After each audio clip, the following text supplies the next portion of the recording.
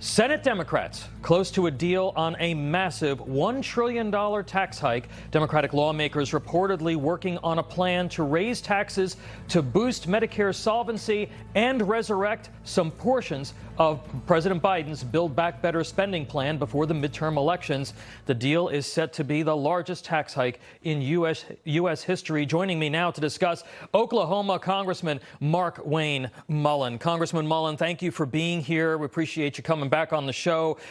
This tax hike looks like it's primarily targeted at sole proprietor, small businesses. They say they have the votes for it. Your thoughts on this week's developments?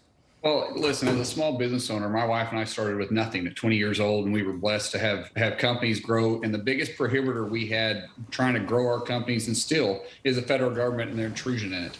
What the Democrats are really trying to do here is that they're trying to pay for what they already spent last year. Last year, between the Build Back Broke plan and the COVID supposedly bailout plans, they spent over $7.5 trillion. And just, Tom, just to wrap your head around that, at $7.5 trillion, if you spent $10 million per day since Jesus Christ was born all the way through December 31st of 2021, you would only be able to get to $7.3 trillion. That's mind-blowing on how much money they spent. And so now they're saying, well, we've got to pay for this. And what they're going to pay for it with is the backbone of the American economy, and that's the small business owners. It's not the big corporations. It's the small business owners like my wife and I. And this is absolutely mind-blowing to me. And by the way, if they had the votes, does that mean they're going to do it with a simple 51, or does that mean they have Republicans that's going to vote with them? Because I haven't heard any Republican senators, thank the Lord, that said they're going to vote for this. Well, right now they're saying that it's with the parliamentarian, and they're trying to do this with reconciliation.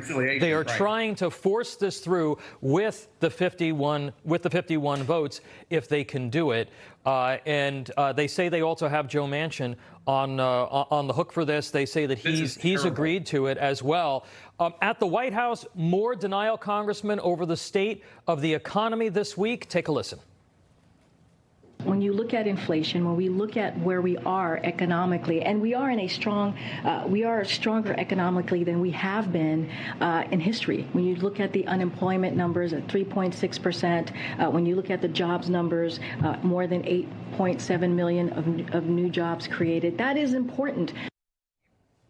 All right, in history, she says. But Congressman, what are your constituents out in Oklahoma telling you? What are they talking to you about? This right here is why the Beltway is called the Beltway. They're out of touch with the rest of the world. We live in the belt buckle of America. And for her to say that, for her to stand at her podiums, tells me that she doesn't leave Washington, D.C., the Beltway enough, because that is absolutely not what is happening throughout our country. In any city you go to, any business you go to, they will tell you that is not accurate. And denial is meaning that you just are out of touch with reality. You know, our founding fathers wanted our country to be ruled by the people, for the people. They didn't want a ruling class. They didn't want Washington, D.C. They wanted government as close to the people as possible. And what the Democrats underneath Joe Biden, this socialist woke agenda, is trying to do is take all that and consolidate it in Washington, D.C. And that's the worst way you can possibly think of running a country.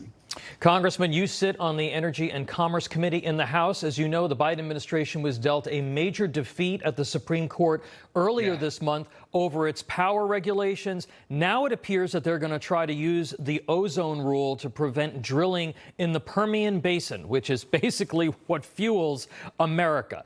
You're running for United States Senate in Oklahoma. How will you rein in the power of the EPA and other federal regulators who have declared war on American energy? What's your plan? Well, we've got to quit allowing these faceless bureaucrats to go out and make rules, make laws through executive orders. And this all took place, Tom, back when the Chevron deference came into place. Chevron deference was the Chevron sued the EPA asking who had final say. The final rule was in 2005.